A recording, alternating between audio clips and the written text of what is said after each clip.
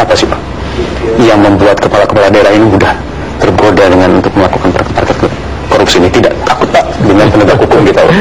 Ya ini memang dimulai dari menurut saya ya, dari penggunaan dana politik yang terlalu besar pada saat-saat pilkada, baik pilihan bupati, pilihan wali kota, pilihan gubernur, dimulai dari situ. Ya, kemudian yang kedua, menurut saya juga kita ini tidak fokus untuk memperbaiki sistem yang bisa mengontrol, sistem yang gampang dicek, misalnya yang berkaitan dengan e-budgeting, yang berkaitan dengan e-procurement, e-purchasing, e-audit, sehingga ngontrolnya lebih mudah, ngeceknya lebih mudah. Inilah yang nanti juga step by step akan kita, tahap demi tahap akan kita sudah lakukan. Jadi karena ongkos politik, dana politik Pak ya? Iya. Untuk itu karena sekarang juga pernah ada wacana untuk menambah dana bagi parpol Pak, diwacanakan akan dinaikkan dari sebelumnya Rp108 nanti akan jadi 5.000, 6.000. Bagaimana Bapak melihat ini? Karena kan tadi kan sekali lagi karena dana politik. Ya semuanya perlu dikalkulasi karena sekarang ini anggaran kita kan juga masih fokus pada infrastruktur. Oleh sebab itu ya apapun harus dihitung, apapun harus dikalkulasi karena menyangkut anggaran yang besar. Saya belum mendapatkan hitungan dan kalkulasi yang berkaitan dengan itu. Karena loncatnya juga besar Pak, dari yang sebelumnya sampai 5.000 per suara. Itu terlalu besar menurut Bapak? Saya belum mendapatkan kalkulasinya. Artinya kalau semuanya diberi dengan angka itu, apakah APBN kita memungkinkan? Ini semuanya kan perlu dihitung. Semua perlu dihitung Pak ya. Kita tadi di awal juga sempat singgung konsolidasi politik berjalan sangat baik. Artinya Bapak cukup kooperatif dengan partai politik, baik yang mendukung maupun juga yang tidak, yang ada di parlemen. Artinya itu semua harus dipertimbangkan lagi begitu Pak ya? Ya, yang penting komunikasi politiknya harus baik dengan siapapun. Komunikasi politik harus baik dengan siapapun.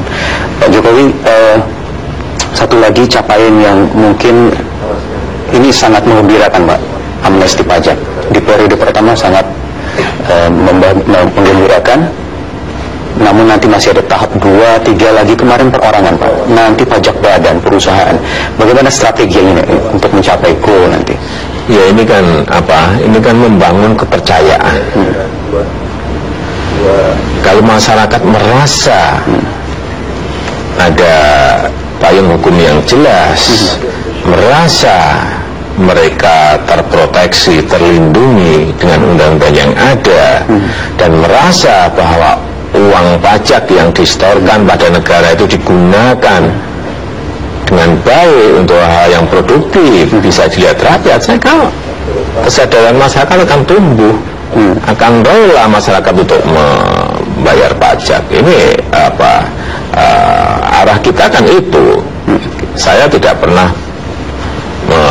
menyampaikan mengenai angka-angka, tapi yang paling penting ada sebuah kesadaran bersama dan ada sebuah kepercayaan masyarakat, kepercayaan publik terhadap pemerintah. Yang paling penting itu. Ini adalah sebuah momentum. Dan yang ketiga, kita bisa memperluas basis pajak kita, tax base kita menjadi lebih besar. Itu yang ketiga yang penting, mengenai seperti tahapan pertama deklarasi dan repatriasi ini sudah masuk ke angka 3.700 triliun, memang sebuah angka yang sangat besar. Tetapi sekali lagi ini baru tahapan pertama, masih ada tahapan kedua, masih ada tahapan ketiga. Kalau kita lihat data, memang di tahapan pertama ini yang banyak memang masih yang pribadi perorangan, yang pribadi yang perorangan. Oleh sebab itu pada tahapan yang kedua kita akan masuk ke badan, ke perusahaan ke korporasinya. Apa yang nanti akan dilakukan Pak? Kalau kemarin tahap 1 Bapak sampai sosialisasi ke daerah-daerah, ke Surabaya, ke Medan, mengundang semua warga di sana hadir ribuan orang Pak. Nanti kalau di tahap kedua ini apa bedanya kira-kira? Ya kita akan buka sebetulnya kalau uang-uang itu diinvestasikan di dalam negeri, ini akan memberikan dampak ekonomi yang baik kepada semuanya. Ini adalah sebuah solidaritas. Inilah ekonomi Pancasila kita, ekonomi gotong royong kita, yang kalau semuanya sadar, semuanya akan mendapatkan manfaatnya. Jadi misalnya uang itu dibawa kembali ke Indonesia, kemudian diinvestasikan, misalnya membuat pabrik, kan bisa membuka lapangan pekerjaan. Kalau itu diinvestasikan membuat jalan oleh swasta, jalan tol misalnya, itu juga akan pada saat membangun jalan kan memberikan lapangan pekerjaan yang banyak pada masyarakat. Diinvestasikan membangun pelabuhan, itu juga membuka lapangan pekerjaan. Saya kira kalau semuanya mempunyai kesadaran yang sama seperti itu, kenapa uang harus ditaruh di luar? Kenapa enggak di Indonesia ya? Karena mereka juga berhitung apakah terlindungi, apakah ada kepastian hukum, apakah pemerintah ini bisa dipercaya atau tidak dipercaya, karena kan menyangkut itu ya, mengukur kepercayaan publik begitu Pak ya. Ini saya kira iya, kita ingin memberikan sebuah penyadaran bahwa uang itu akan lebih bermanfaat kalau ditaruh di Indonesia. Baik bermanfaat bagi masyarakat, bermanfaat bagi negara, dan juga bermanfaat bagi yang memiliki uang itu. Termasuk meyakinkan yang kemarin-kemarin ini tidak yakin begitu Pak ya, karena khawatir nanti jika tidak sukses program ini akan mengganggu APBN lah Pak, ini mengganggu ini itu lain sebagainya. Tapi ini sudah terukur begitu. Periode pertama ada kepercayaan publik yang cukup baik begitu. Ya, saya kira dari periode pertama ini kita harapkan juga orang menjadi lebih yakin dalam membuat kalkulasi, dalam membuat perhitungan bahwa uang kalau dibawa ke dalam negeri, terus uang masuk itu akan memberikan dampak yang baik pada pertumbuhan ekonomi kita, berdampak baik pada penguatan rupiah, juga berkaitan dengan penguatan fiskal kita.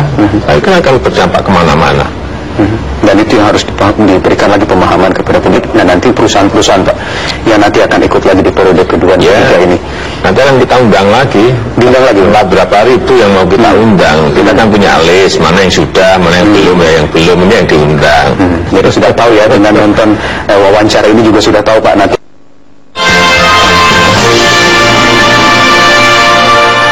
Tahu kabupaten, kota, dan provinsi, ya kita harapkan semuanya berjalan dengan baik. Saya kira masyarakat juga sudah pintar, masyarakat juga sudah dewasa, sudah tahu ada pilihan-pilihan mana yang harus dipilih, mana yang tidak. Sekarang ini masyarakat semakin cerdas, jadi saya kira moga-moga semuanya tidak lagi membawa isu-isu suku, ras, dan agama, sara. Saya kira yang paling penting menurut saya dalam pilihan gubernur, wakil gubernur, pilihan bupati, wakil bupati, pilihan wali kota, wakil wali kota, semuanya beradu gagasan, semuanya beradu program, dan masyarakat bisa memilih mana yang cocok dengan pilihannya, dan semuanya bisa berjalan dengan demokratis, jujur, dan adil. Yang paling penting itu. Yang paling terpenting itu, Jakarta ibu kota juga nanti akan ikut pilkada Pak. Sebagai ibu kota ini kan tentu tidak bisa dipisahkan oleh pemerintah pusat. Bapak juga pernah duduk di DKI 1 sebagai gubernur Jakarta, dan sekarang Bapak sebagai presiden. Bapak lebih nyaman bekerja dengan gubernur yang seperti apa nanti kira-kira? Saya kira ini pilihan pilihan gubernurnya tidak hanya berbicara di Jakarta saja, yang lain kan ada, Aceh juga, di Papua juga ada. Yang paling penting semua gubernur nanti bekerja dengan baik untuk masyarakatnya, untuk rakyatnya, untuk provinsinya, dan ya masyarakat bisa memilih yang terbaik. Yang jelas bisa bekerja sama Pak ya. Ya semuanya harus bisa bekerja sama, karena daerah dan pusat itu harus sambung. Harus sambung. Kalau dengan yang pernah bekerja sama juga akan lebih baik begitu Pak ya. Baik Pak Jokowi, terima kasih sudah meluangkan waktunya sekali lagi di kesempatan yang sangat baik ini. 2 tahun pemerintahan Jokowi JK mudah-mudahan akan terus baik, semakin ada lagi capaian-capaian program Pak. Dari 9 butir nawacita, sedikit saja Pak, kalau boleh dipresentasikan dari 9 butir nawacita itu sudah berapa persen Pak? Kira-kira, supaya nanti ada ukuran lagi. Nanti dilihat pada tahun yang kelima. Lihat tahun yang kelima, mudah-mudahan nanti bisa jalan dengan baik. Terima kasih lagi Presiden Republik Indonesia Joko Widodo. Terima kasih.